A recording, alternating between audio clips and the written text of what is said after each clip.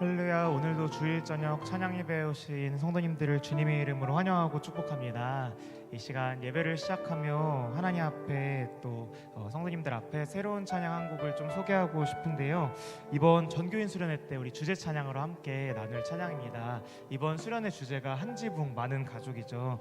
우리 찬양의 가사로 이렇게 함께 인사해 볼까요? 우리 옆에 계신 분들을 향해서 이렇게 인사해 봤으면 좋겠습니다. 우리 서로 사랑하는 교회 됩시다.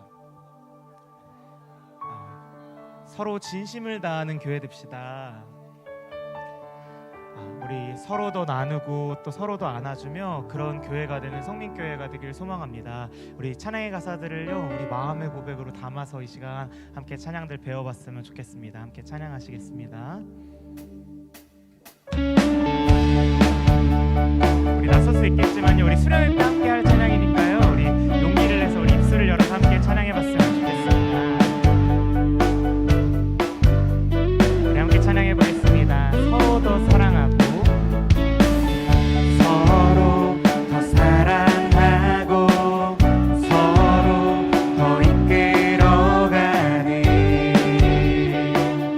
그런 공동체가 되어주며 서로 더 나눠주며 서로 더 안아주는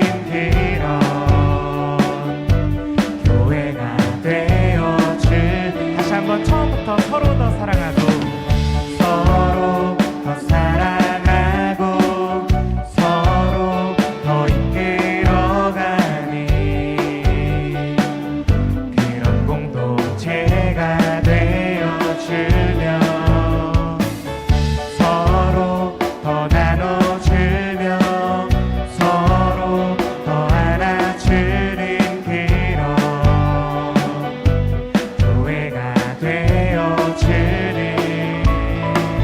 우리의 과거는 과정, 우리의 미래는 꿈이 모든 것이 우리의 역사가 되네. 우리는 영원한 교회들이 우리는 영원한 교회들이 서로 나누고 서로 전하며 그런 모습으로 나가며 우리는 영원한 교회들이 서로 사랑과 서로 진심을 다해. 우리 처음부터 다시 찬양합니다. 서로 더 사랑하고 서로 더 사랑하고 서로 더 이끌어가는 그런 공동체가 되어주며 서로 더 나눠주며 서로 더 안아주는 그런 교회가 되어주는 우리의 과거는 과정이 우리의 미래는 꿈이 모든 것이 우리의 역사가 되네. 다시 한번 우리의 과거는 과정이 우리의 미래는 꿈이 모든 것이 우리의 역사가 되네. 우리는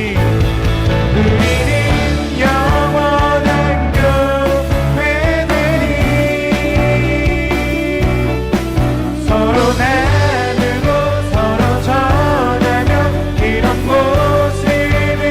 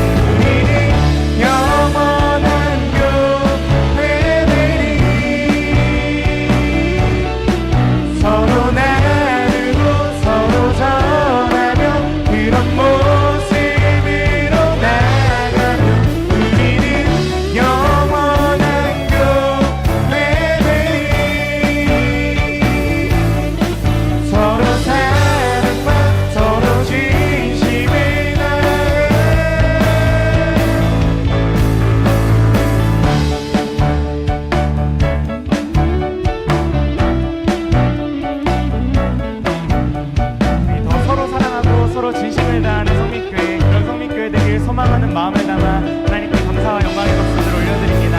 하나님, 우리를 그런 교회 되게 하옵소서.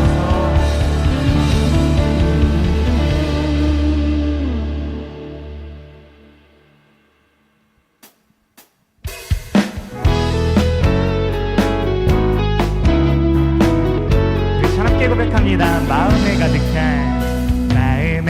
가득한 의심을 깨치고 지극히 화평한 마음으로 찬송을 부르는 어린 양 예수의 그 피로 속죄함 얻었네. 금이나인같이 없어질 보배로 속죄함 받은 것 아니요. 거룩한 하나님 어린 양 예수의 그 피로 속죄함 얻었네. 속죄함 주 예수 내 죄를 속했네. 할렐루야 소리를 합하여 함께 찬송하세. 그 피로 속죄함 얻었네. 3절의 가사로 고백합니다. 나 같은 죄인이 용서함 받아서 주 앞에 옳다함 얻으면 확실히 느끼는 어린 양 예수의 그 피로 속죄함 얻었네. 속죄함 주 예수 내 죄를 속했네.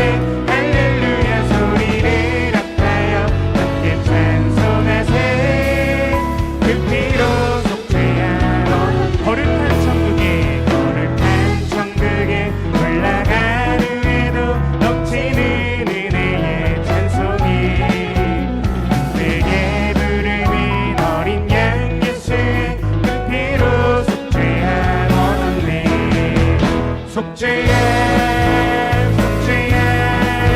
주 예수 내 죄를 속했네.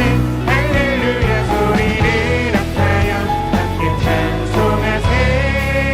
그 피로 속죄함 얻었네. 속죄함 주 예수 내 죄를 속했네. 할렐루야 소리를 합하여 함께 찬송하세. 그 피로 속죄함 거친 세상에서 실패하거든 그 손 못 잡은 만져라. 오랜 일하다가 힘을 얻으니 그 손 못 잡은 만져. 내가 어둠 속을 걸어갈 때에 그 손 못 잡은 만져라. 주가 참 평안을 내게 주시니 그 손 못 잡은 만져라. 그 손 못 잡은 만져라. 그 손 못 잡은 만져라. 주가 널 지키며 인도하시니 그 손 못 잡은 만져. 내가 부활의 주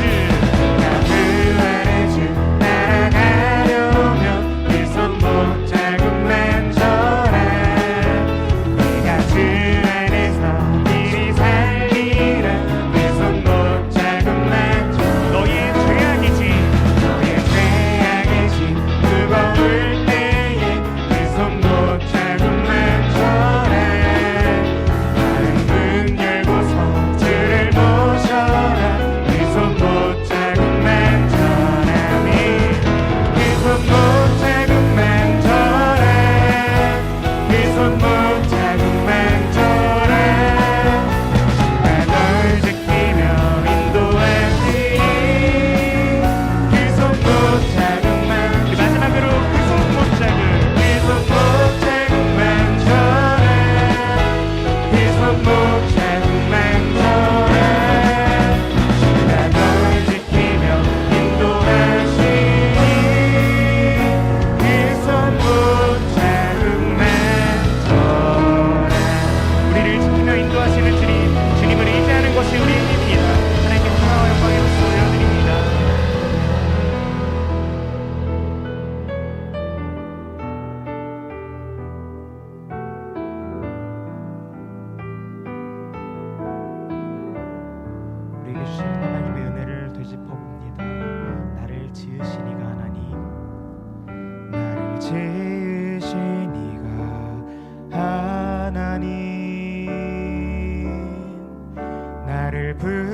이끄신 이가 하나님, 나를 보내신 이도 하나님, 나의 나 된 것은 다 하나님 은혜라. 나의 달려갈 길 다 가도록 나의 마지막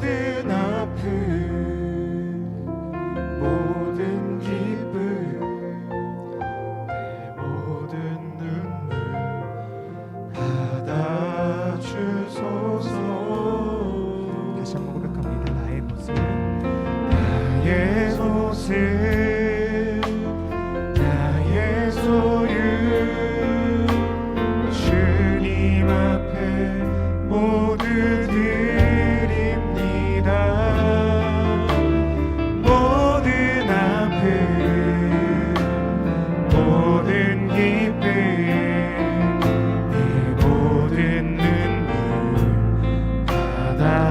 받아주소서. 나의 생명을 드리 주 영광 위하여 사용하옵소서. 내가 사는 날 동안에 주를 찬양하며 기쁨의 제물 드리 나를 받아주소서. 2절에 가서 함께 고백하기 원합니다. 어제 일과 내일 일과 어제 일과 내일 일도 꿈과 희망 모두 드립니다. 모든 소망 모든 계획 내 손과 받아주소서. 나의 생명을 드리 주 영광 위하여 사용하옵소서. 내가 사는 날 동안에 주를 찬양하며 기쁨의 제물 드리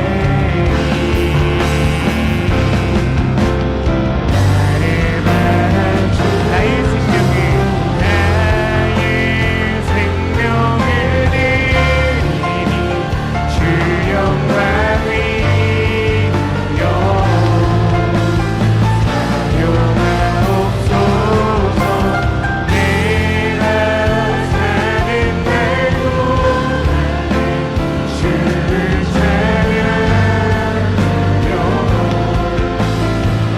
기쁨의 제물 드리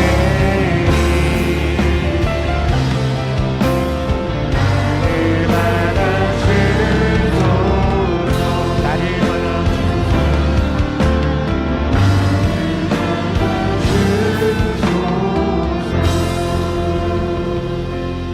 사랑하는 하나님께서 우리를 사랑하시기에 또 우리가 하나님을 사랑하기에 예배하는 이 시간 우리의 전 존재를 하나님 앞에 드립니다. 약하고 부족한 많은 우리일지라도 넘어지고 쓰러지고 먼지 묻은 우리일지라도 우리를 사랑하시며 우리와 함께 가기 원하신다고 말씀하시는 하나님의 약속의 말씀을 의지하며 오늘도 예배 속에 하나님을 더욱 깊이 만나길 소망합니다. 말씀 속에 예배의 모든 시간 속에 주님 우리에게 찾아와 주셔서 참되신 하나님을 바로 알아 믿음으로 살아갈 수 있는 힘과 능력을 주님 도와여 주옵소서. 겸손한 마음으로 하나님 찾을 때 우리를 홀로 두지 마시고 우리와 함께하여 주옵소서. 이 시간 드려질 예배의 시간과 말씀을 전하실 목소님 또 예배드릴 우리의 마음을 두고 하나님 앞에 주여 한번 외치시고 함께 기도했으면 좋겠습니다. 함께 기도하시겠습니다. 주여 사랑하는 하나님 아버지 감사합니다. 하나님 오늘도 우리를 사랑하여 주시기에 하나님 우리 마음 가운데 하나님을 사랑할 수 있는 마음을 더해 주시기에 오늘도 하나님 앞에 나와 예배합니다. 주님 찬양하는 이 시간 예배하는 이 시간 하나님을 더욱 만나길 소망합니다. 우리 마음 가운데 겸손히 하나님을 감사할 수 있는 마음을 더하여 주시고 이 예배 속에 찾아와 주옵소서.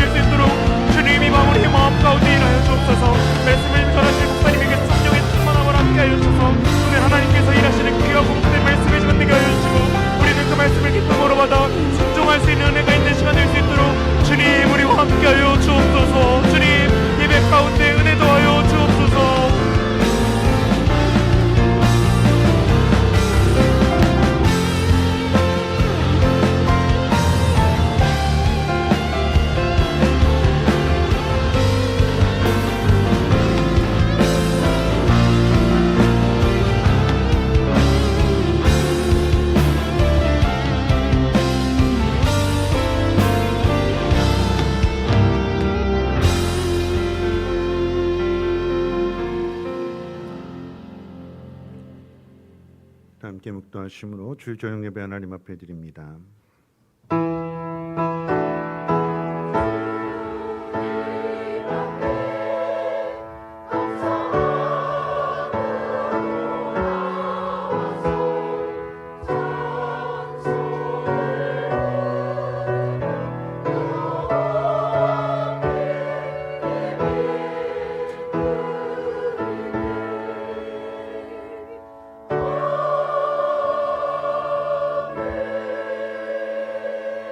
사도신경으로 신앙 고백합니다. 전능하사 천지를 만드신 하나님 아버지를 내가 믿사오며 그 외아들 우리 주 예수 그리스도를 믿사오니 이는 성령으로 잉태하사 동정녀 마리아에게 나시고 본디오 빌라도에게 고난을 받으사 십자가에 못 박혀 죽으시고 장사한 지 사흘 만에 죽은 자 가운데서 다시 살아나시며 하늘에 오르사 전능하신 하나님 우편에 앉아 계시다가 저리로서 산 자와 죽은 자를 심판하러 오시리라. 성령을 믿사오며 거룩한 공회와 성도가 서로 교통하는 것과 죄를 사하여 주시는 것과 몸이 다시 사는 것과 영원히 사는 것을 믿사옵나이다. 아멘. 찬송가 449장, 통일 찬송가 377장 찬송 후에 박경혜 권사님 기도해 주시겠습니다.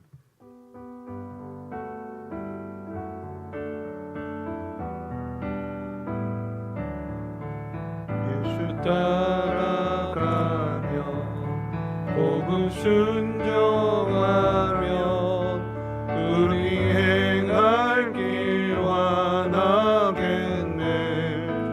주를 의지하며 순종하는 자를 주가 늘 함께 하시리라. 의지하고 순종하는 길은 예수 안에 즐겁고 복된 길이로다. 애를 당하거나 우리 고생할 때 주가 위로해 주시겠네. 주를 의지하며 신종하는 자를 주가 위해 주시리라. 의지하고 순종하는 길은 예수 안에 즐겁고 복된 길이로다. 남의 짐을 지고 슬픔 위로하며 주가 상급을 주시겠네. 주를 의지하며 순종하는 자를 항상 복 내려 주시리라. 의지하고 순종하는 길은 예수 안에 즐겁고 복된 길이로다. 우리 받은 것을 주께 다 드리면 우리 기쁨이 넘치겠네. 주를 의지하며 순종하는 자를 은혜 풍성케 하시리라. 의지하고 순종하는 길은 예수 안에 즐겁고 복된 길이로다. 주를 힘입어서 말씀 잘 배우고 주를 모시고 살아가세. 주를 의지하며 항상 순종하세. 주가 사랑해 주시리라. 의지하고 순종하는 길은 예수 안에 즐겁고 복된 길이로다.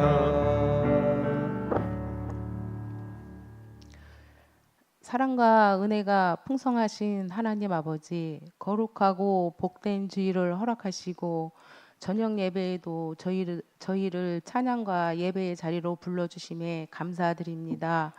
지난 한 주간의 삶을 돌아보며 회개합니다. 주님의 자녀라 하면서도 유혹 앞에 흔들리고 말씀보다 제 생각을 앞세웠던 저희를 긍휼히 여겨주시고 보혈로 정결케 하여 주시옵소서. 교회의 머리 되신 주님, 우리 교회가 사랑과 말씀 위에 든든히 서게 하시고 섬기는 모든 손길 위에 세임을 주시옵고 성령의 역사하심 가운데 더욱 부흥케 하옵소서. 하나님 아버지, 질병 가운데 있는 성도들을 치유하게 하시고 경제적 어려움과 삶의 문제로 힘들어하는 이들에게 위로와 회복의 은혜를 허락하여 주시옵소서. 말씀을 전하시는 목사님께 성령의 충만함을 더하여 주시고 선포되는 말씀이 우리의 삶을 변화시키는 능력의 말씀이 되게 하옵소서. 호산나 찬양대를 통하여 영광 받아 주시옵고 찬양을 듣는 성도들의 마음이 위로와 평안을 또한 소망을 전하는 찬양대가 되게 하옵소서. 모든 것 주님께 맡기오며 예수님의 이름으로 기도합니다. 아멘.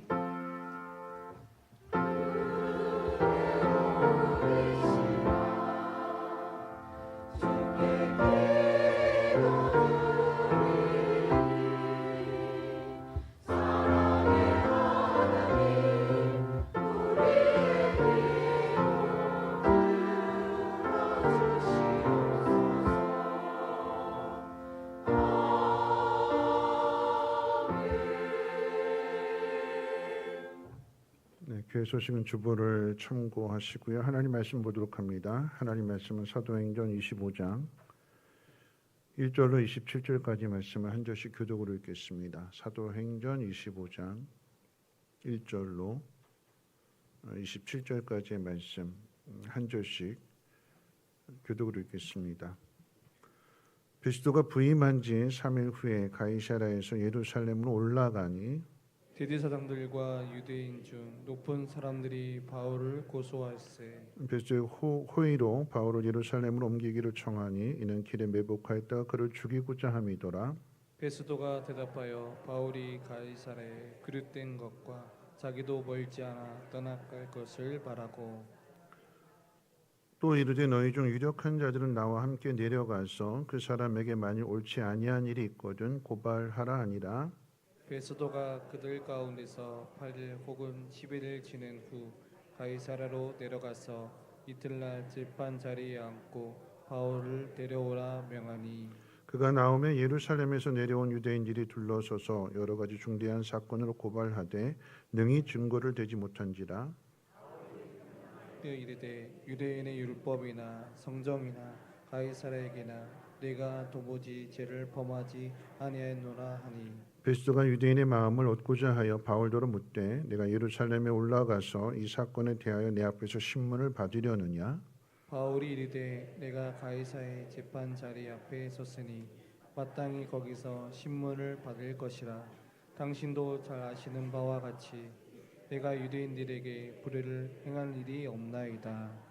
만일 내가 불의를 행하여 무슨 죽을 죄를 지었으면 죽기를 사양하지 아니할 것이나 만일 이 사람들이 나를 고발하는 것이 다 사실이 아니면 아무도 나를 그들에게 내줄 수 없나이다. 내가 가이사께 상소하노라 한데 베스도가 배석자들과 상의하고 이르되 내가 가이사에게 상송하였으니 가이사에게 갈 것이니라 하니라. 수일 후에 아그리빠 왕과 보니게가 베스도에게 문난하러 가이사랴에 와서 여러 날을 있더니 베스도가 바울의 일로 왕에게 고하여 이르되 벨리스가 한 사람을 구류하여 두었는데 내가 예루살렘에 있을 때 유대인의 대제사장들과 장로들이 그를 고소하여 정죄하기로 청하기에 내가 대답하되 무릇 비구가 원고들 앞에서 고소 사건에 대하여 변명할 기회가 있기 전에 내주는 것은 로마 사람의 법이 아니라 하였노라. 그러므로 그들이 나와 함께 여기 오매 내가 지체하지 아니하고 이튿날 재판 자리에 앉아 명하여 그 사람을 데려왔으나 원고들이 서서 내가 짐작하던 것 같은 안행의 혐의는 하나도 제시하지 아니하고 오직 자기들의 종교와 또는 예수라 하는 이가 죽은 것에 살아있다고 바울이 주장하는 그 일 외에 관한 문제로 고발하는 것뿐이라. 내가 이 일에 대하여 어떻게 심리하는지 몰라서 바울에게 묻되 예루살렘에 올라가서 이 일의 신문을 받으려느냐 한즉 바울은 황제의 판결을 받도록 자기를 지켜주기를 호소하므로 내가 그를 가이사에게 보내기까지 지켜두라 명하였노라 하니 아그리빠가 베스도에게 이르되 나도 이 사람의 말을 듣고자 하노라.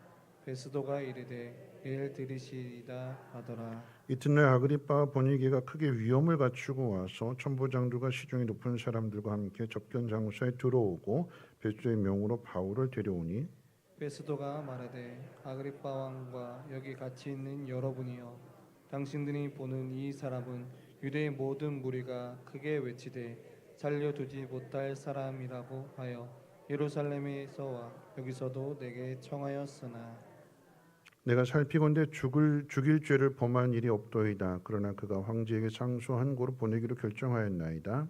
그에 대하여 황제께 확실한 사실을 아릴 것이 없으므로 신문한 후 상소할 자료가 있을까요? 당신들 앞 특히 아그리빠 왕 당신 앞에 그를 내세웠나이다. 그 죄목도 밝히지 아니하고 죄수를 보내는 것이 무리한 일인 줄 아나이다 하였더라. 아멘. 호산나 찬양대 찬양 있겠습니다.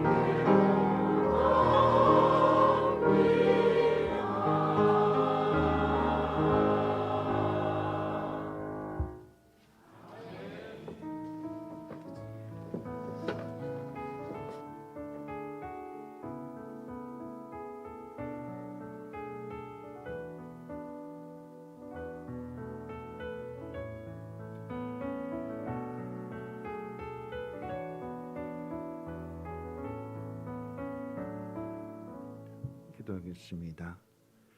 거룩하고 복된 날을 우리에게 주셔서 우리가 누구인지 이 시간, 이 자리를 통해서 깨닫게 하심을 감사합니다.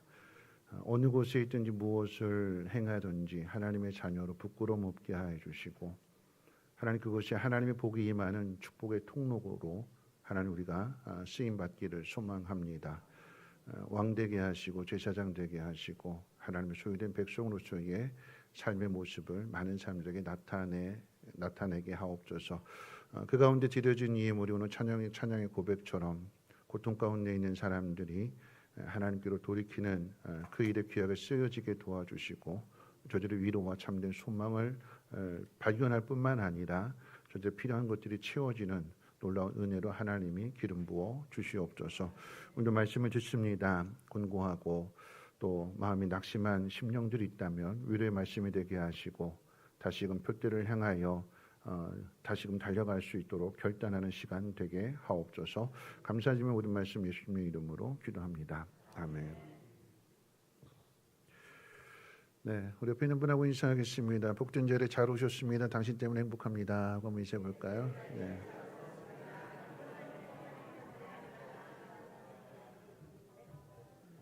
아, 진짜요? 그럼 뭐가 행복한지 한번 물어보세요.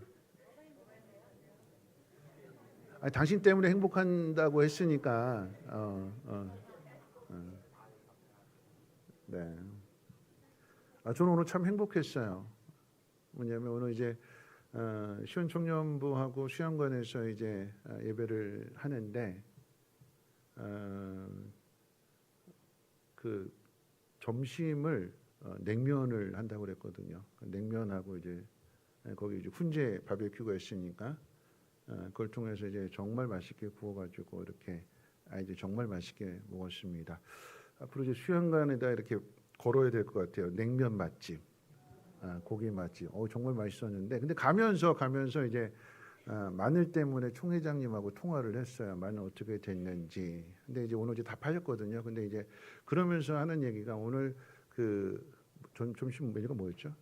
곤드레밥.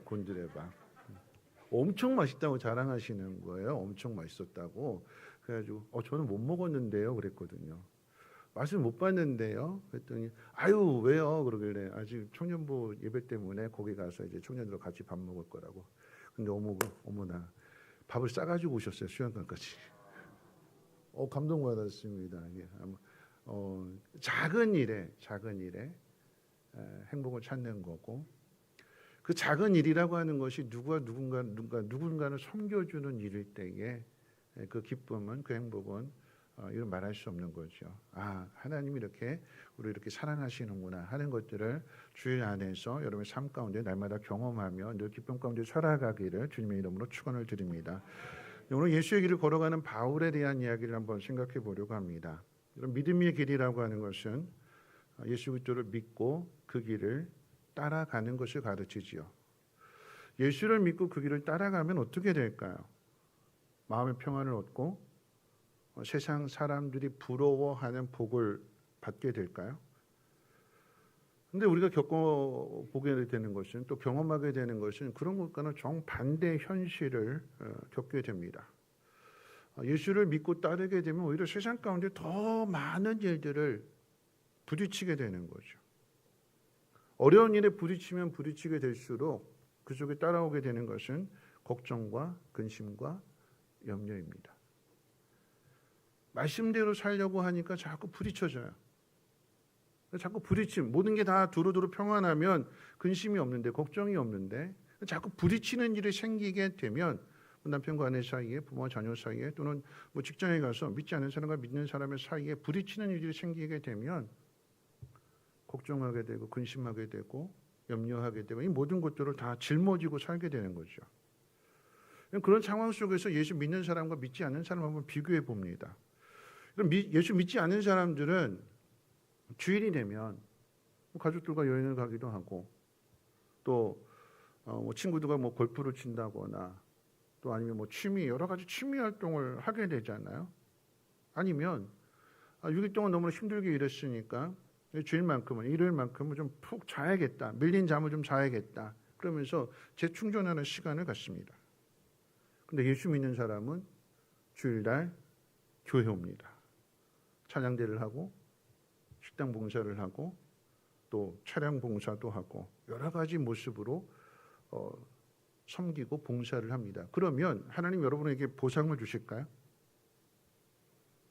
그렇게 수고한 것에 대한 보상이 여러분 삶 가운데 나타납니까? 아멘 하셨어요. 한 분만 아멘 하셨어요.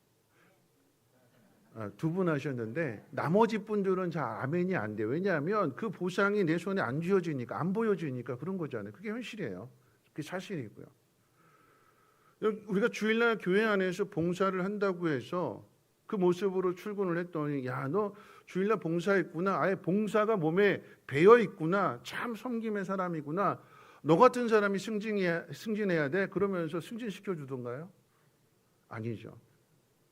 그럼 자영업 하시는 분들이 교회 안에서 뭐 식당에서 봉사하고 여러 가지 봉사를 하고 정말 섬김의 삶을 살았을 때 이 사람은 정말 친절한 사람이고 섬김에 몸에 배어 있고 그러니까 이 사람을 좀 많이 좀 팔아줘야 되겠다 그러면서 손님들이 막 꾸역꾸역 밀려 들어오던가요? 아니죠. 그런 일이 일어나지 않습니다. 그런 일이 일어나면 참 좋으련만, 그래서 예수 믿는 보람이 이런 거구나 하는 것을 느끼면 좋으련만 그렇지 않습니다. 왜 안 그럴까요? 왜 그런 것들이 나타나지 않을까요? 가장 중요한 이유를 꼽으라고 하면 우리가 따르고자 하는 예수님이 가신 그 길이 우리가 생각하는 그런 길이 아니기 때문입니다. 오늘 본문에 이제 바울의 이야기를 통해서 이제 그러한 사실을 다시 한번 확인하게 되는데, 지난주에도 말씀을 드렸습니다만 사도행전 24장에서 26장까지의 내용은 바울이 로마의 총독 벨릭스 그리고 그 후임으로 오게 되는 베시도, 오늘 본문에 이제 베시도에게 재판을 받는데 그 다음에 이제 26장은 이제 아그리파 왕 앞에서 이제 변론하는, 그러니까 똑같은 재판이 세 번이나 이어지게 되는 그런 내용을 우리에게 가르쳐 주고 있습니다. 그럼 이 모습은요, 예수님이 재판 받으실 때의 그 모습과 똑같습니다. 그래서 데자비라고 하는 단어를 쓰게 되는 건데 똑같다라고 하는 얘기예요. 주목해야 하는 것은 바울이 당하는 이 고난이, 이런 재판이, 이 억울함이 우연히 일어난 사건이 아니다라고 하는 것입니다. 일찍이 주님께서 제자들에게 예언하셨던 말씀의 성취이기도 한데, 마태복음 10장 18절로 19절 말씀 가운데 예수님께서 제자들에게 이렇게 말씀하셨어요. 너희가 나로 말미암아 총독들과 임금들 앞에 끌려가리니 이는 그들과 이방인들에게 증거가 되게 하려 하심이라. 너희를 넘겨줄 때에 어떻게 또는 무엇을 말할까 염려하지 말라. 그때에 너희에게 할 말을 주시리니. 바울은 예수님께서 예언하신 그대로 세상 권력자들 앞에 서 있습니다. 총독 앞에 서 있고 왕 앞에 서 있습니다. 그리고 오늘날 이 부당한 현실, 힘없어 끌려다니게 되는, 힘없어서 억울함을 당하게 되는 이 무기력함 속에서 몸부림을 치고 있는 저와 여러분들에게 동일하게 적용이 되는 신앙의 원리입니다. 예수를 믿고 따르는 사람들이 마주하는 세상의 현실이 어떠한지, 그리고 그 속에서 우리는 어떻게 해야 되는지를 오늘 말씀을 통해서 한번 세 가지로 생각해 볼 건데, 첫 번째는 오늘 이 본문의 이야기를 통해서 첫 번째 생각하는 것은 세상 권력의 실상입니다. 세상 권력, 그러니까 세상의 힘을 가지고 있는 사람의 그 실상을 그대로 보여주게 되는데, 24장에서 재판을 했던 총독 벨릭스가 파면을 당하고 나서 후임으로 베시도가 이제 유대의 새로운 총독으로 부임하게 됩니다. 역사가 요세푸스의 기록에 따르면 이 베시도라고 하는 인물은 앞에 있는 벨릭스는 돈에 눈이 먼 사람이었던 반면에 베시도는 좀 그나마 합리적이고 공정한 사람으로 그렇게 세상 역사 가운데 평가를 받던 인물입니다. 자, 근데 어떤 상황이 벌어지게 되느냐? 총독이 바뀌게 되니까 유대인들이 벨릭스를 통해서 이 바울을 죽이려고 했는데 그게 숲으로 돌아갔잖아요. 야, 바울 죄 없다. 바울 내버려 둬라. 너희들 돌아가라. 그리고는 바울을 계속해서 불러다가 복음을 듣지만 그렇게 불러들이는 이유가 돈 때문이라고 그랬잖아요. 벨릭스를 통해서 바울을 죽이려고 했는데 그게 이루지 못했어요. 그러고 나니까 이제 파면당하고 새로운 사람이 총독으로 오게 되니까 이 사람들이 또 다른 희망을 갖는 거죠. 새로운 사라진 줄 알았던 희망을 이 사람 좀 다르겠지. 이 사람을 통해서 바울을 좀 죽여보자. 새로운 희망을 가지고 요청을 합니다. 베시도가 이제 그 취임한 다음에 취임 인사차 예루살렘을 방문했어요. 그때 사람들이 바울 이야기를 꺼내면서 바울을 여기다가 데려와서 여기서 재판을 해달라고 요청을 하는데 베시도가 거절합니다. 가이사랴에 고발할 것이 있다면 내가 있는 그 가이사랴에 직접 와서 고발해라. 그럼 거기서 재판한다. 여러분 이 속에서 우리가 생각하시는 것은 뭐냐면 여러분 죄는요. 죄는 참 끈질기다라고 하는 거예요. 40여 명, 유대인 40명의 마음속에 먹든지 마시든지 아니 먹는 것도 마시는 것도 금하고 바울을 꼭 죽이고야 말겠다라고 하는 마음을 품었는데 그게 1차적으로 실패했으면 접어야 되는데 조금만 빈틈만 보이게 되면 또다시 그 죄가 살아난다라고 하는 거죠. 끈질기고요. 이런 죄악에 사로잡혀서 내가 꼭 이걸 해야겠다, 이 죄를 지어야겠다 마음 먹게 되면 집요하게 거기에 끌려다니는 거예요. 누가 그랬어요? 다윗이 그랬습니다. 한번 죄가 들어오게 되니까 이 죄가 다윗을 파멸할 때까지 끌고 가는 거예요. 하나님이 긍휼히 여겨 주시지 않았다면, 하나님이 용서해 주시지 않았다면 다윗 역시도 그렇게 인생을 마쳤어야 되는 건데 하나님 은혜를 주시는 거죠. 다시 회개할 수 있는 기회를 주십니다. 죄는요 참 끈질겨요. 베시도가 이 유대인들의 요청을 거절하면서 정식 절차를 밟아서 고발하라고 이야기할 때 여기까지의 모습을 본다면 베시도는 공정해 보입니다. 사람들을 따르지 않고 그렇게 공정하게 하려고 하는구나 하는 모습으로 보이는데 정작 이제 재판을 해보니까 앞에 있었던 24장의 내용과 별반 다르지 않아요. 바울에게 죄가 없다. 이 사람들이 종교적인 이유로 죽이려고 하는구나. 그럼 거기서 끝내야 되잖아요. 바울의 죄 없다. 바울의 무죄. 그럼 바울 풀어줘야 되는 거잖아요. 그 당연한 일인데 그 당연한 일이 이루어지지 않습니다. 죄가 없으면 풀어줘야 되는데 안 풀어줘요. 왜 안 풀어주느냐? 이 일을 가지고 그러니까 베시도가 생각하는 건 그거예요. 합리적으로 공정하게 내려와서 고발해라. 그래서 그 고발 사건을 다루었을 때에 바울이 죄가 드러나게 되면 그래서 이제 넘겨주면 그럼 자기의 공정함도 드러나게 되는 거고 유대인은 유대인들끼리도 그 속의 목적을 달성한 거니까 서로에게 윈윈이 되는 거예요. 서로에게 도움이 되는 거예요. 근데 바울에게 죄가 없다라고 하니까 문제가 생겨요. 어떤 문제가 생기냐면 유대인들의 요청을 거절한 거잖아요. 내려와서 고발해라. 그러면 바울이 죄 없다 풀어주게 되면 취임 초기이기 때문에 유대를 다스려야 되는데 이 사람들이 자기를 받아들이지 않으면 우리 요청을 거절했네. 너도 한번 당해봐라. 이래버리게 되면 베시도가 자기 자리를 지키는 것이 여간 힘들지 않습니다. 어려운 일이죠. 그러니까 여기서 딜을 하는 거죠. 두 마리 토끼를 잡는 거예요. 어떻게 하냐면 바울에게 회유를 합니다. 뭐라고 얘기했냐면 너 무죄잖아. 그런데 저 사람들이 어차피 무죄니까 너 예루살렘에 가서 재판을 다시 받으면 내가 거기 가서 너 무죄를 선고해 줄게. 그럼 어떻게 되냐면 두 쪽을 다 만족시키겠다라고 하는 거예요. 바울은 무죄를 풀어주고 그들이 예루살렘에서 재판해달라고 요청했으니까 그것도 들어주고 그러면 어떻게 해요? 꼭 먹고 알 먹고 또랑 치고 가재 잡고 죽이 잘 맞아요. 네. 무죄인데 죄가 없는데 그럼 풀어줘야 되는 게 당연한데 그거 가지고 딜을 합니다. 자기 자리를 더 어떻게 하면 잘 지킬 수 있을까? 여기서 이제 사람의 이중성을 보게 되는 거죠. 이중적인 마음. 겉으로는 공정합니다. 나는 올바른 길을 걸어갑니다. 난 절대 타협하지 않습니다. 겉으로는 그런데 그 속에 이면에 자기의 유익과 관계되어진 일이 부딪히게 되면 급변합니다. 베시도의 마음 속에 정말 옳은 길을 걸어간다면 옳은 판결을 내려야 되는 거잖아요. 근데 벨릭스가 앞에 있던 총독의 마음에서 살펴보는 것처럼 베시도 역시도 돈과 관계된 것이 아니라 이 베시도의 목표는 뭐냐면 성공이거든요. 성공이 목표입니다.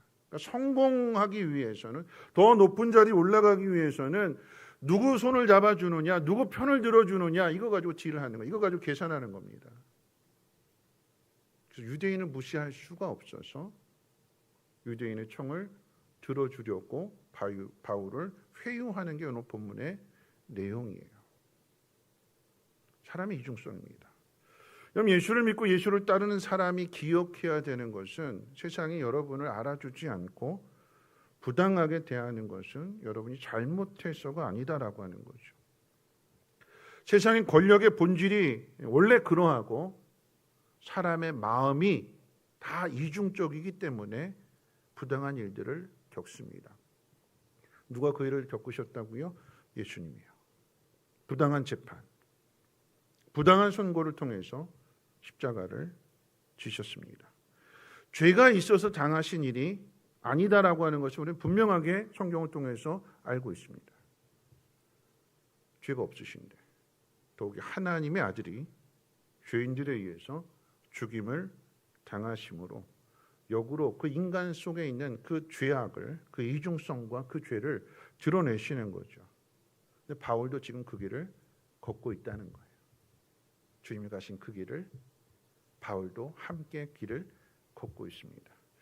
자, 두 번째 한번 생각해 볼 것은 세상의 권력 앞에서 너무나 무기력하게 서 있는 이 바울의 현실입니다. 부당한 제안을 거절하고 황제에게 상소한 이 바울의 현실을 한번 가만히 한번 들여다보세요. 참으로 답답하고 무기력하기 짝이 없습니다. 바울은 오래전부터 로마에 가고 싶다고 그랬어요. 세계 복음화를 위해서 그 전초 기지로 이제 로마를 잡는 거고, 로마로 끝이 아니라 로마에서는 어디로 가기로 원했느냐? 스페인까지 가기로 원했어요. 그러니까 로마를 거점으로 해서 계속해서 복음을 전하고자 하는 것이 바울의 기대와 소망이었습니다. 이 로마에 가는 것, 우리 입장에서 생각해 본다면 이 원대한 꿈을 가졌으니까, 하나님을 위한 꿈을 가졌으니까 좀 멋지게 당당하게 가면 좋은데, 현실은 미결수의 신분으로 가이사 황제에게 재판을 받기 위해서 끌려가는 그런 모습으로 가는 거고, 더욱이 가이사라 그 골방에 2년 동안이나 구금되어 있습니다.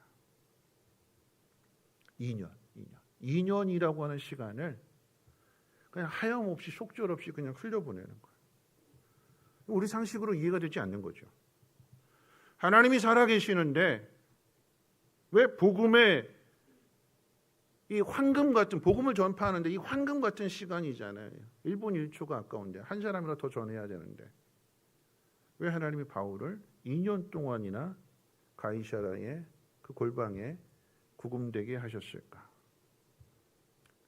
해결되지 않은 상황으로 계속 하염없이 1년이 지나고 2년이 지나가는 그런 상황이에요.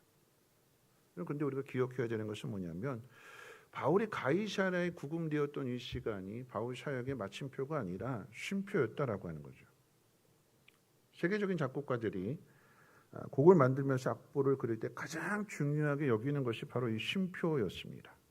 그러니까 오늘날 이제 한 그 음악에 지망하는 한 지망생이 당대 가장 유명한 작곡가를 찾아와가지고 낙심 가득한 목소리로 이제 질문을 했어요. 선생님, 제 인생에 앞이 보이지 않습니다. 지금 너무나 무기력하고 뭘 해야 될지 어떻게 해야 될지 막막하고 답답합니다. 모든 게 다 중단된 상태입니다. 어디로 가야 할지 방향이라도 잡으면 좋으련만 그 방향조차도 보이지 않기 때문에 그냥 하염없이 시간을 보내고 있습니다. 어떻게 하면 좋을까요? 이 현실이 너무나 답답하고 괴롭습니다. 낭비하는 것 같다라고 하는 생각이 들었대요. 시간을 낭비하는 것 같다. 가장 소중한 시간인데 남들은 다 이렇게 경쟁력 있게 뛰쳐나가는데 자기 혼자만 머물러 있는 것 같더래요. 그래서 질문을 한 거였는데 이 작곡가가 이 질문한 이 청년의 어깨를 이렇게 톡톡 두들겨주면서 이렇게 이야기합니다. 쉼표는 음악을 끝내는 마침표가 아니라 더 힘찬 도약을 위한 재충전의 시간이라고. 만약에 악보에 쉼표가 없다면 악보에 쉼표가 없어요. 그러면 그건 소음이 돼요. 시끄럽대요. 강약이 있어야 되는 거고 쉬었다가 또 이어지는 그런 것들이 있어야 이게 확실하게 맺고 끊게 되는 것, 그 속에서 리듬이 있게 되는 것, 이런 것들을 느낄 수 있으니까 여러분 쉼표는 마침표가 아니다라고 하는 거죠. 아름다운 선율을 더욱더 극대화하기 위해서 가장 완벽한 타이밍에 작곡가들은 쉼표를 그 앞에 찍어둔대요. 바울에게 찍힌 이 쉼표는요, 마침표가 아니었어요. 허송세월이 아니었다는 것입니다. 세상에 힘을 가진 사람이 그 힘을 어떻게 사용하는지를 그대로 세상 앞에 들여내 보여주는 시간이었어요. 하나님은 세상의 밑바닥을 다 드러내신 다음에 그 속에서 하나님이 어떻게 하시는지를 나타내십니다. 바울은 세상의 힘 앞에서 자유를 빼앗긴 채 갇혀 있지만 하나님은 그 보이지 않는 감옥 속에서 24장의 이야기도 그렇고 25장의 이야기도 그렇고 가르쳐주는 것이 무엇이냐? 하나님은 여전히 일하고 계신다라고 하는 사실이에요. 24장에서도 40명이 바울이 오는 그 길을 매복해 있다가 잠복해 있다가 죽이자 암살하자 그 계획이 수포로 돌아가잖아요. 다시 바울을 예루살렘으로 끌어들여서 예루살렘에 총독이 바뀌었으니까 총독이 요청을 해서 예루살렘에서 재판을 받게끔 만들어서 거기에 또다시 잠복해 있다가 바울이 오게 되면 바울을 죽이자. 계획을 세워서 그렇게 일을 진행하고 있는데 하나님이 다 막으시는 거예요. 무기력하고 답답한 시간 속에서도 바울을 로마의 황제 앞에 세우시고 그 로마의 복음을 전하려고 하시는 그 하나님의 계획이 차질 없이 진행되고 있다는 것을 우리에게 보여주고 가르쳐 주는 것입니다. 예수님은 마태복음 6장 말씀 가운데 공중의 새를 보라고 하셨어요. 심지도 않고 거두지도 않지만 너희 하늘 아버지께서 그 새들을 먹이시고 기르신다. 그래서 뭐라고 그랬어요? 하물며 너희일까? 하나님이 새도 먹이시는데 하물며 하나님의 자녀인 너희일까 보냐. 예수님이 이렇게 말씀하시는 것은 하나님과 우리 사이의 관계를 말씀해 주시는 거예요. 어떤 관계일까요? 하나님 우리에게 어떤 분이시지요? 아버지시잖아요. 아버지가 하나님이신데 그 자녀가 무엇을 두려워할까요? 무엇을 근심할까요? 무엇을 염려할까요? 그럼 그것은 아버지가 없는 이방인들이 하는 거예요. 하나님 믿지 않는 사람들이 어떻게 하면 성공할 수 있을까? 어떻게 하면 보란 듯이 그 인생을 살아갈 수 있을까? 하나님 없는 사람들이 그건 염려하는 거고 하나님 있는 사람들은 어떻게 해요? 하나님이 가르쳐 주시는 대로 가면 된다는 것을 오늘 성경이 우리에게 가르쳐 주는 거죠. 우리가 믿는 믿음은 그런 믿음입니다. 하나님이 하시는 거예요. 하나님. 무기력하고 답답함 속에 있습니다. 앞이 보이지 않습니다. 근데 그 돌파구를 여시는 분은 누구냐? 하나님이 여시는 거예요. 희망이 보이지 않는데 뭔가 그래도 내가 기댈 만한 의지할 만한 뭔가 그래도 뭐 하나라도 보여주시면 좋으련만 깜깜해요. 아무것도 보이지 않습니다. 근데 하나님 그 속에서 귀를 열어주세요. 하나님 만드신 길로 우리를 인도해 주십니다. 그 길은 우리가 생각하는 것과 다른 거죠. 바울은 지금 억울하게 붙잡혀 있는 거고 그 속에 강제로 풀어줘야 되는데 죄가 없으면 풀어줘야 되는데 안 풀어주니까 무기력하게 너무나 정말 가슴 아픈 현실 속에 잡혀 있는 거잖아요. 그러면 우리가 기대하는 하나님 아버지의 등장은 어떤 거냐? 그런 거예요. 지금 나쁜 놈들이 나를 자꾸 괴롭히는 거잖아요. 힘이 없어서 지금 당하고 있는 거예요. 그러면 거기 아버지가 짠 하고 나타나셨어요. 그럼 우리가 기대하는 아버지의 모습은 어떤 모습일까요? 이놈들, 니들이 내 아들 괴롭혔어? 이리 와! 그리고는 그 아버지가 그 괴롭힌 그 놈들이라고 그래야죠. 그렇죠? 놈들. 괴롭힌 놈들을 붙잡아놓는 거예요. 그리고 아들한테 이야기합니다. 네가 당한 만큼 때려. 그럼 좀 시원하지 않을까요? 안 시원하세요? 난 그런 게 시원한데. 그럼 여러분 드라마 보실 때 나쁜 사람이 막 괴롭히면은 뭔가 좀 통쾌하게 뭐 그런 거를 기대하고 드라마 보는 거잖아요.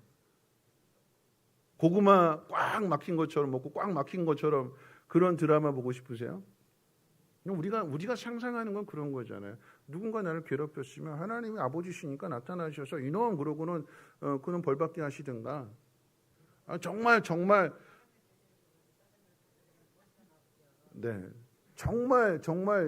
통쾌한 복수는 뭐냐면 아버지가 그럼 딱 붙들고 혜진아 네가 맞은 만큼 때려.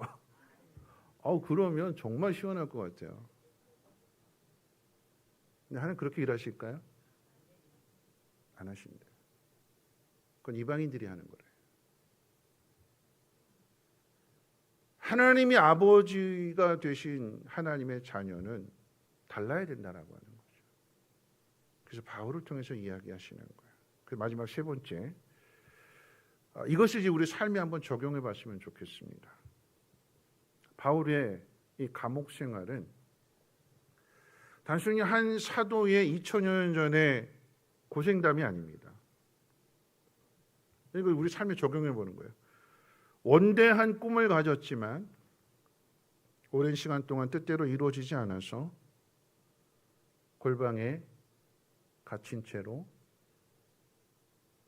꿈을 이뤄가는 사람들의 이야기일 수 있어요.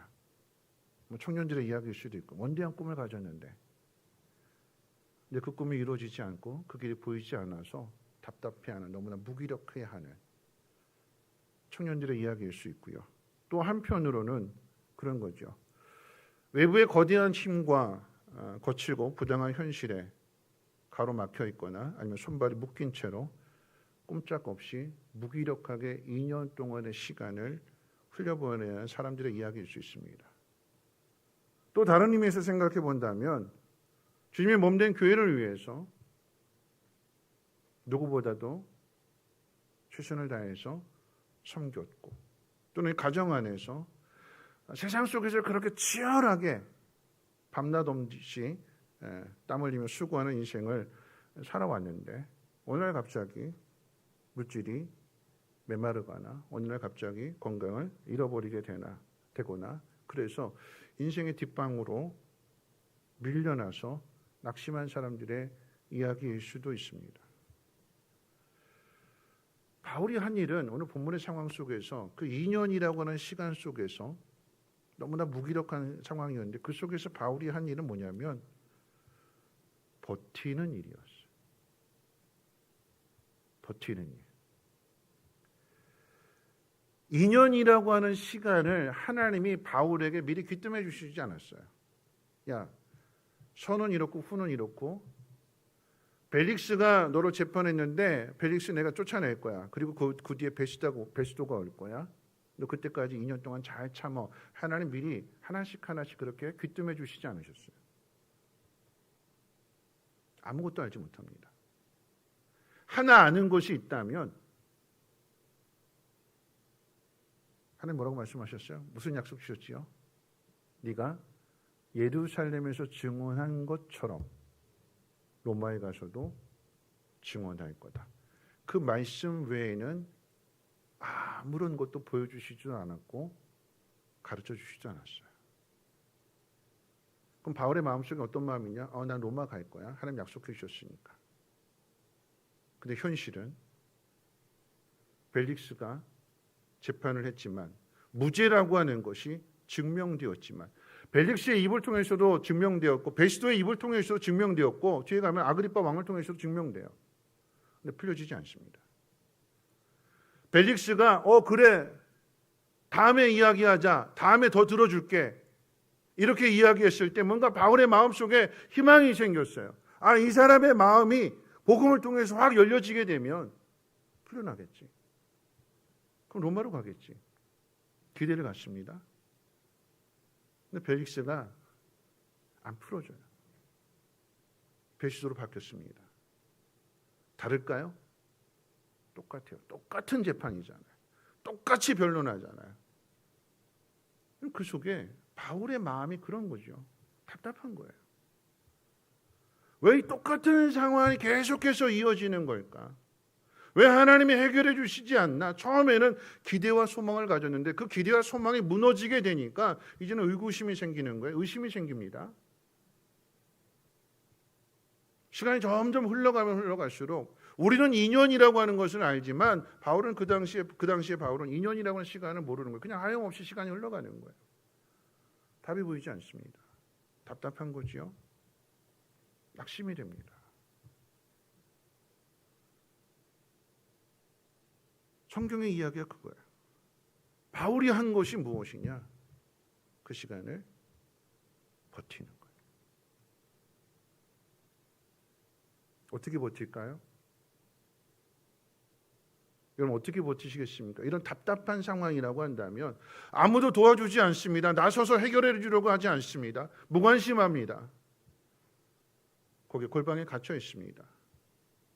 여러분 현실이 이런 현실이라고 하면 여러분 이 시간을 어떻게 버텨낼 수 있을까요? 믿음이요? 기도로요? 기도도 응답이 돼야 기도할 맛이 나죠. 아무리 기도해도 앞이 보이지 않는데 기도하면 뭔가 다시 또 나타나셔. 짱! 야 2년 후에 간다. 기다려라. 그러면 좋은데 그런 것도 없잖아요. 어떻게 버티지요? 약속을 믿고. 그렇죠? 그게 정답이에요. 하나님 우리에게 확인하시는 것은 뭐냐면 약속을 믿느냐 안 믿느냐. 너무나도 분명하게 바울 곁에 서서 주님 말씀하신 거잖아요. 그걸 붙들고 있느냐 안 붙들고 있느냐. 세상이 달라져도 사람들이 다 나를 알아주지 않고 나를 외면하고 무관심해하고 나를 괴롭힌다 할지라도 너는 그 속에서 내가 한 말을 붙들고 있느냐 안 붙들고 있느냐 그거 하나님 보시는 거예요. 2년이 될 수도 있고요. 10년이 될 수도 있고요. 20년이 될 수도 있어요. 하나님의 약속을 붙들고 살아가느냐 그렇지 않느냐. 그저 눈에 보이는 것으로 내가 이렇게 걸어갔더니 이 사람이 도와주네. 이 사람이 도와주네. 그런 것으로 위로를 삼으려고 하지 않고 정말 하나님 말씀만 붙들고 살아가느냐. 하나님 우리에게 그것을 확인하신대요. 그래서 답답하고 무기력한 속에 우리가 놓여져 있는 거예요. 그럼 내 상황이 뒷방으로 밀려났다고 해서 낙심하지 말아야 됩니다. 뒷방으로 밀려나게 되면 내가 젊을 때는 그래도 건강 가지고 열심히 땀 흘려서 일했고 물질 가지고 열심히 봉사했고 헌신했고 근데 이제는 물질도 없고 건강도 다 잃어버렸고 난 이제 내 인생은 뒷방으로 밀려났구나. 그 인생이 끝난 걸까요? 아니죠. 여러분 우리 뭘 가지고 일해요? 물질 가지고 일하세요? 건강 가지고 일하세요? 아니면 믿음 가지고 일하세요? 아멘이십니까? 진짜요? 네.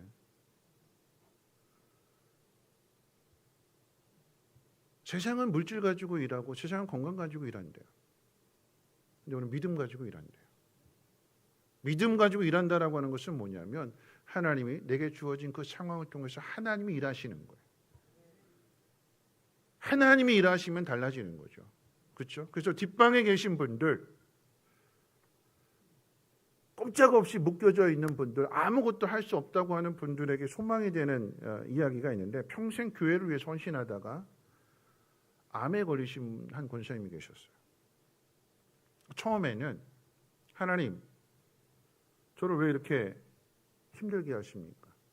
암으로 인해서 아무것도 못하게 되니까 하나님 왜 내가 하나님을 위해서 열심을 다했는데 나를 이 뒷방 같은 병실에 외롭게 가두어 두십니까? 처음에는 원망도 많이 했대요. 그런데 그 마음을 바꿔서 그 자리에서 아무것도 할 수 없잖아요. 교회 봉사도 할 수 없고 교회 갈 수도 없고 예배 드리는 것조차도 할 수 없는 그 현실 속에서 이 권사님이 마음을 바꿔서 그곳에서 기도하기 시작했대요. 거동이 불편해가지고 링거를 꽂은 채로 교회 갈 수 없으니까 전사님이 갖다 준 신방 왔을 때 보내준 그 주보를 가지고 기도를 시작하더래요. 주보를 놓고 교회를 위해서 기도하고 목사님을 위해서 기도하고 순서 맡았던 분들이지만 그분들을 위해서 기도하고 계속해서 기도를 심는 거죠.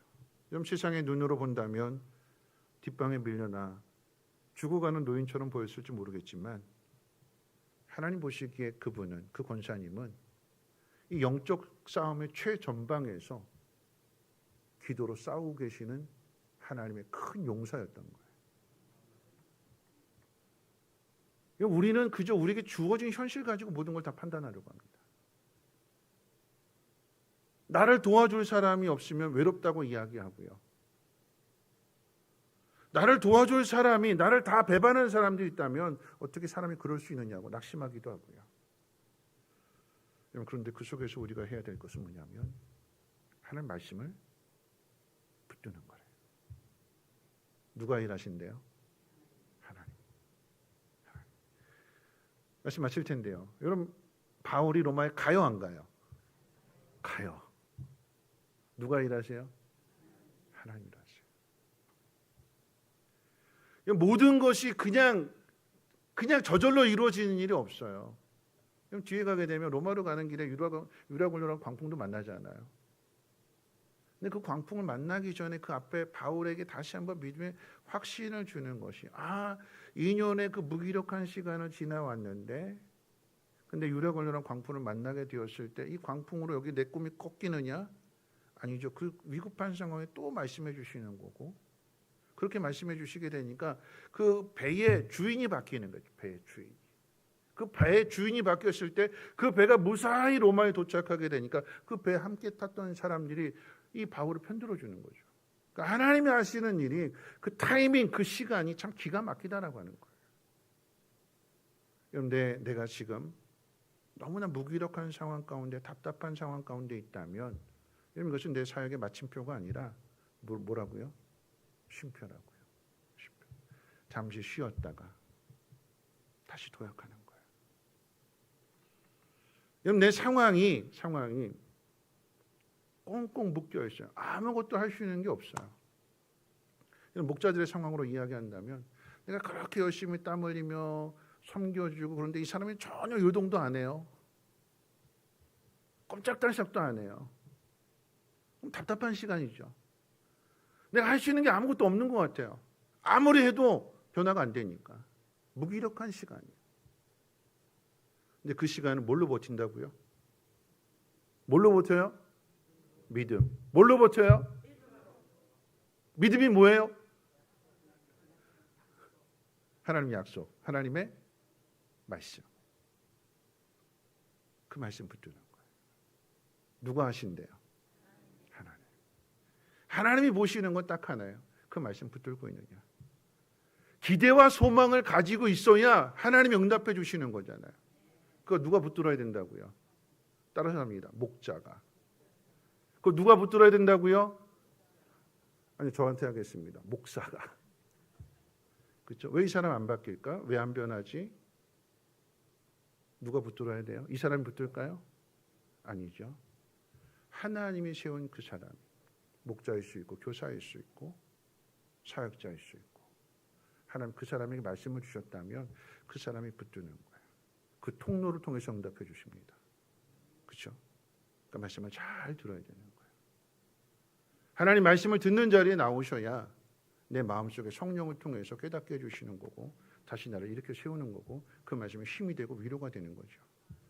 뒷방에 밀려났어도 해야 할 일을 찾게 되면 하나님 그 가운데 역사해 주십니다. 그 하나님을 신뢰하고 한 주간 동안도 믿음 안에서 살아가시기를 주의 이름으로 축원을 드립니다. 기도합니다. 좋으신 하나님 감사합니다. 오늘 하나님 말씀으로 다시 한번 이제 한 주간을 살아내기를 소망합니다. 말씀 붙들게 하여 주시고 세상 가운데 파송되어졌을 때 왕으로 제사장으로 하나님 소유된 백성으로 살아나게 하시고 우리 현실이 답답하고 무기력하고 묶여있다 할지라도 뒷방으로 밀려났다 할지라도 하나님 약속의 말씀을 붙들고 그 길을 따라감으로 인해서 예수님을 닮아갈 수 있는 우리 성민교회 모든 성도들 되게 하옵소서. 지쳐 있을 때마다 말씀 주시고 능력으로 함께 주시옵소서. 감사드리며 모든 말씀 예수님의 이름으로 기도합니다. 아멘. 우리 찬양합니다. 우리 예수의 길 우리 함께 찬양하고 우리 함께 힘차게 기도하고 주기도문을 마칩니다.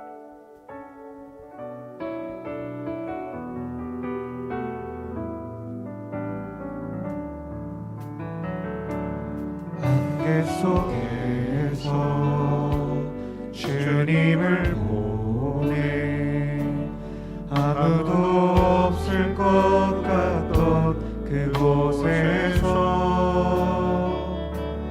손 내미셔서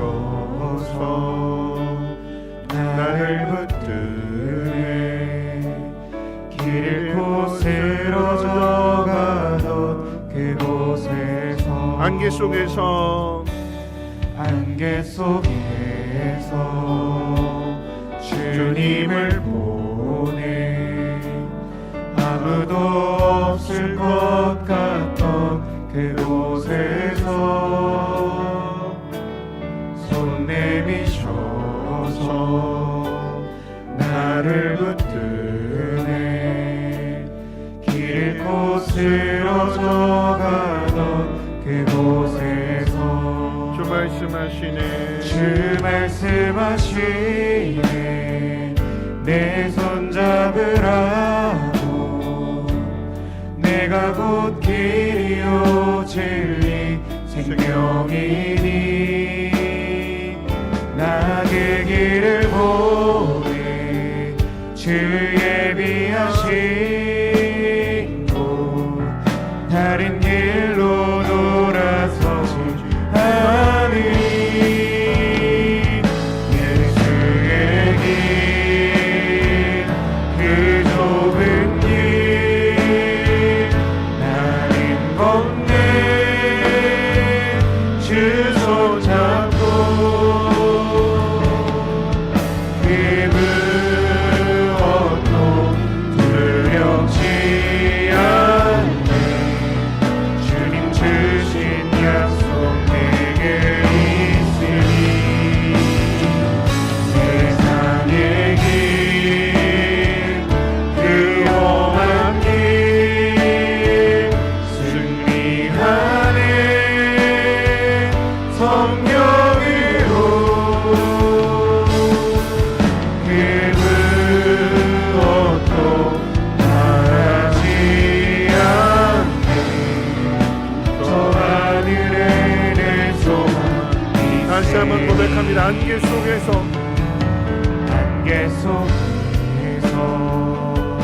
주님을 보내 아무도 없을 것 같던 그곳에서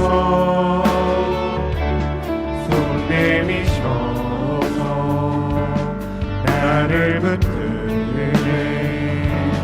길 잃고 쓰러져 가던 그곳에서 주 말씀하시네 주 말씀하시네 내 손 잡으라고 내가 곧 길이요 진리 생명이니 나의 길을 보내 주 예비하신 다른 길로 돌아서 하느니 예수의 길 그 좁은 길 나는 걷네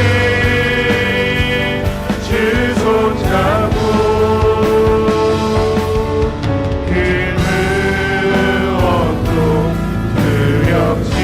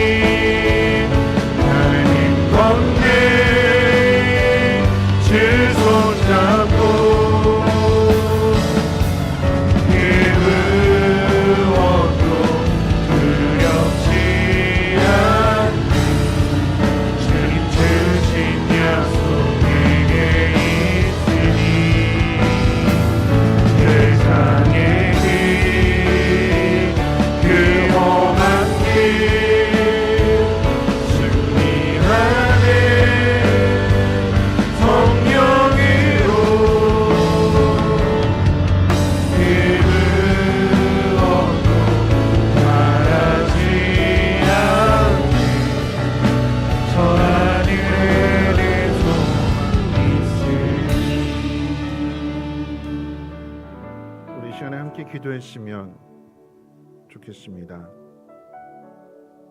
길이 보이지 않아요. 답답하고 무기력합니다. 도와주는 사람 없고요. 다 나를 공격하는 사람들 뿐입니다. 잘못한 게 없는데, 그럼 풀어줘야 되는데 잡혀 있습니다. 왜 이런 상황이 이어지는 걸까요? 그 속에서 하나님 약속의 말씀을 붙들라고. 그럼 변하지 않는 거예요. 우리가 가는 그 길은 우리만 가는 길이 아니라 주님이 앞서가신 길이고 사도들이 걸어간 길이래요. 앞서가셨기에, 먼저 걸어가셨기에 기다리고 계십니다. 우리가 가는 그 길에서 주님을 만났으면 좋겠어요. 여러분이 경험하고 있는 그 현실 속에서 그렇기 때문에 주님이 위로가 되는 거죠. 내가 그 마음 안다. 그 위로의 말씀이 여러분 믿음 가운데 들려지기를 원하고 그 속에서 주님의 말씀을 더욱더 붙들었으면 좋겠어요. 두 번째 기도하는 것은요, 하나님의 뜻이 이루어지기 위해서는 그래서 기대하고 소망하는 사람이 있어야 되잖아요. 하나님 여러분에게 많은 영혼들을 맡기셨어요. 가정일 수 있고요, 목자들은 목원들일 수 있고 교사는 아이들일 수 있어요. 실망하지 말고 그 아이에 대한 기대와 소망은 누가 붙들어야 되느냐? 믿음 있는 사람이 붙들어야 돼요. 하나님이 일하신다, 하나님 역사하신다라고 하는 것을 붙들고 있는 사람, 그 사람을 통해서 하나님이 응답해 주시고 그 영혼을 고쳐주십니다. 하나님, 내가 놓치지 않게 하옵소서. 내 자녀를 포기하지 않게 하시고 우리 목장 안에 내 마음을 힘들게 하는 그 목원을 향한 기대와 소망을 저버리지 않고 하나님이 일하실 것이라고 하는 그 믿음을 가지고 기도하는 자리에 나갈 때에 주여 응답해 주시고 마침내 함께 할 수 있는 그날을 보게 해 주시옵소서. 우리 두 가지 동과 함께 통성으로 하나님 앞에 기도합니다. 사랑 많으신 하나님 아버지, 그 어떤 상황 속에서도 하나님 낙심하지 않기를 원합니다. 우리가 걸어가는 그 길이 주님이 걸어가신 길이요, 앞서 걸어가신 길이기에 내가 당하는 그 답답한 무기력함, 세상의 그 불합리한 상황들 속에서 당하게 되는 억울함, 분함, 치사함, 하나님 그 속에서 주님의 마음을 알아가게 하여주시고, 하나님 그 속에 있는 우리들을 주님이 알아주시고 찾아와 주시고 만나주시고 약속의 말씀을 다시금 들려주심으로 인하여서 그 약속의 말씀을 다시금 붙들 수 있는 우리 모두가 되게 도와주시옵소서. 환경 가지고 일하는 것이 아닙니다. 물질 가지고 일하는 것이 아닙니다. 건강 가지고 일하는 것이 아닙니다. 사람들이 있어야 일하는 것이 아닙니다. 무기력하고 답답한 상황 가운데 있다 할지라도 말씀을 붙들면, 사명을 붙들면 하나님이 이루실 것이라고 하는 믿음을 붙들면 하나님이 일하십니다. 하나님 막아주실 것이고 마침내 약속하신 그 길로 한 걸음 한 걸음 인도해 주실 것입니다. 그 길로 나갈 수 있는 우리 모두가 되어지게 도와주시옵소서. 하나님, 이 시간 하나님 앞에 또 기도하는 것은 나에게 맡기신 영혼들, 왜 인생이 안 변할까? 왜 저렇게 믿음이 자라지 않을까? 왜 내가 이렇게 사랑하고 섬기는 그 마음을 알아주지 않을까? 너무나 답답하고 너무나 무기력한 상황 가운데 있을 때에 하나님, 기도하는 것을 포기하지 않게 하시고 하나님 그 영혼을 향한 기대와 소망을 잃어버리지 않게 하시며 하나님, 누군가 그 영혼을 붙들고 있어야, 누군가 그 영혼을 위하여서 기도해야 하나님 응답해 주십니다. 하나님 문을 열어주십니다. 하나님의 능력을 나타내 주십니다. 내가 놓치지 않게 하시고 다시금 힘을 내어서 그 영혼을 붙들어줄 수 있는, 그 영혼을 위해서 간절함으로 눈물로 기도할 수 있는 우리 모두가 되게 도와주시옵소서. 영적 싸움에서 무너지지 않게 도와주시고 하나님 그 영적 싸움에서 이길 수 있는 영적인 군사를 이어줄 수 있도록 하나님 영으로 충만하게 채워주시옵소서. 우리 각자에게 맡겨주신 그 부르심의 소망을 향하여 나아가게 해주시고 그 길이 외롭고 또 그 길이 두렵고 험한 길이라 할지라도 주의 약속을 붙들고 나가는 하나님의 모든 백성들에게 그 속에서 승리를 경험하게 해주시고 성령의 일하게 하심을 경험함으로 인하여서 든든한 믿음의 사람들로 체험받게 도와주시고 축복의 통로가 되게 하시고 믿음의 통로가 되게 도와주시옵소서. 한 주간도 승리하게 해주시고 능력으로 함께 붙들어 주시옵소서. 예수님의 이름으로 기도합니다. 아멘. 주기도문으로 마칩니다. 하늘에 계신 우리 아버지여, 이름이 거룩히 여김을 받으시오며 나라가 임하시오며 뜻이 하늘에서 이루어진 것 같이 땅에서도 이루어지이다. 오늘날 우리에게 일용할 양식을 주시옵고 우리가 우리에게 죄 지은 자를 사하여 준 것 같이 우리의 죄를 사하여 주시옵고 우리 시험에 들게 하지 마시옵고 다만 악에서 구하시옵소서.